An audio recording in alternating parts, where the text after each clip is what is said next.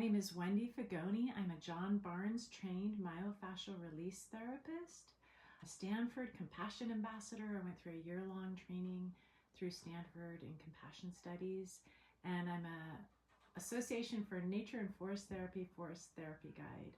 I also have a bachelor's degree in exercise and nutrition. I've studied wellness pretty much my whole life, and what I'm about to share with you is based upon everything I've learned. Before we get started, let's take a moment just to come into the moment. So hopefully you have a glass of water and a chair you can sit in and a quiet space. And I'm going to be introducing you to some techniques where this video is intended to go with a companion video where you're actually going to go through the techniques, because each one takes at least 5 minutes. But I want you to know kind of the why of what we're doing and some tips of how you can support yourself through these practices. So just come to a really comfortable seated position, feet on the ground. Maybe do some shoulder rolls. Maybe open up your mouth really wide. Stretch your jaw out. Our jaws get really tight. Rub your jaw a little bit. Doesn't that feel good? Okay, feet on the ground. Feel your feet on the ground. And then you can allow your eyes to kind of gaze, go down, or eyes closed, or your eyes stay open if that feels good to you. And then we're just going to come into a little bit of diaphragmatic breathing. So we're going to breathe in through the nose as your belly rises. Out through the mouth, long, slow HA sound on the exhale that sounds like this.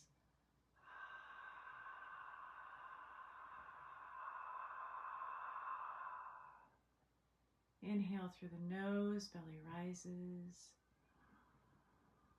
Exhale through the mouth, HA sound.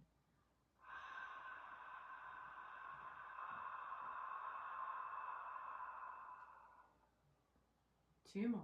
Inhale through the nose, belly rises. Exhale out of the mouth.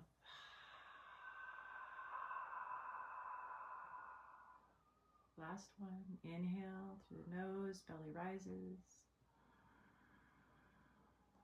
Long, slow, complete exhale.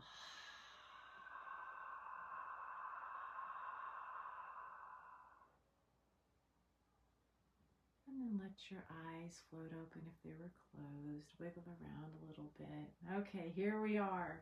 So I want to start with talking about the fascial system. What is fascia?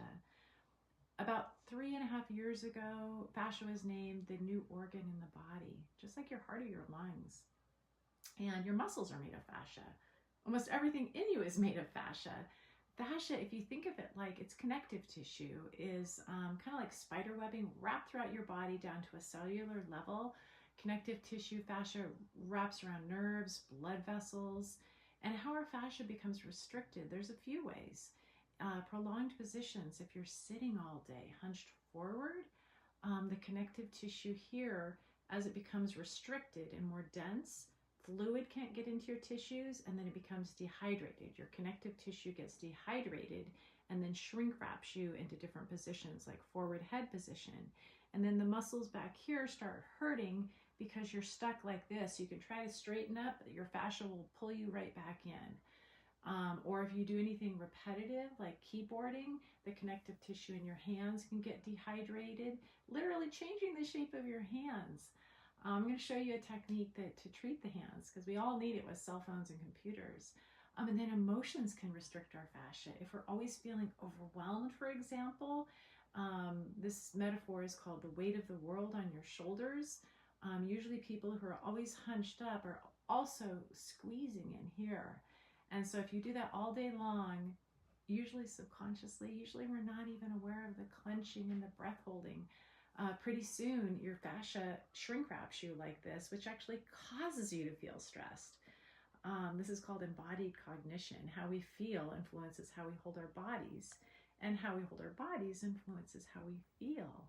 So I'm going to go over a few techniques with you today of how to start recognizing your holding patterns of stress and then what to do about them. Many, many things you can do about that. The techniques I'm going to go over are called unwinding, which is simply spontaneous, intuitive movement. And there's going to be a piece of paper that you can follow along, a little worksheet, or a video. There's going to be a 20-minute long video that you can actually try to unwind with me. In this 9-minute video, I can't include the whole technique because each technique that I'm going to share with you takes at least 5 minutes. So we're going to be unwinding, we're going to be jiggling, which is really fun, and we're made up of almost all water, so we're basically going to be shaking the water around in our body, which will serve two things. One, to make you realize what part of your body you're clenching in, and two, it's going to break up the jiggling around, breaks up deep fascial adhesion. So most people feel a lot softer in their body and a lot lighter in their body after they jiggle. So therapeutic pain versus injurious pain. Therapeutic pain is you're stretching and it feels tight, but you're able to actually relax into that tension, recognize it, relax into it, and that tension is going to diminish over time. That's the good pain. The bad pain is called injurious pain. Let's say you have, for example, shoulder dysfunction, and we're doing a technique in the 20-minute long video, and all of a sudden your shoulder catches and it's sharp and you hold your breath and it hurts. That's not the kind of pain you want to go into. So it's really up to you to keep yourself safe. And these really simple techniques I'm going to share with you on the 20-minute long video. Therapeutic versus injurious pain. And then we're going to move our bodies, which releases adrenaline and cortisol. So I'd like to talk to you a little bit. I want to give you some tips based upon the longer video of how you can support yourself in recognizing and releasing chronic stress. Set aside some time every day.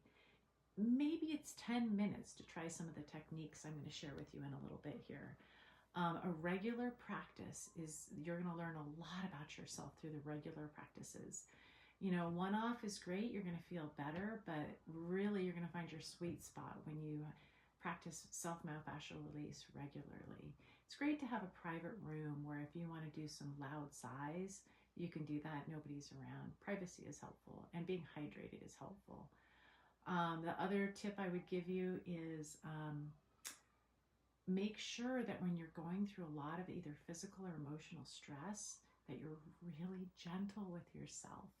So somehow, like when we're in those really hard times, I forget to practice. Oh, what do I need to take care of myself? So if I know I'm going to go through some really stressful times, I make sure I carve out more time at the end of the day for self-myofascial release. So those are just a few of the tips. There is one more. Find a partner to practice with. We all need stress release. And it's really helpful if you have somebody that's also stressed that you can practice with.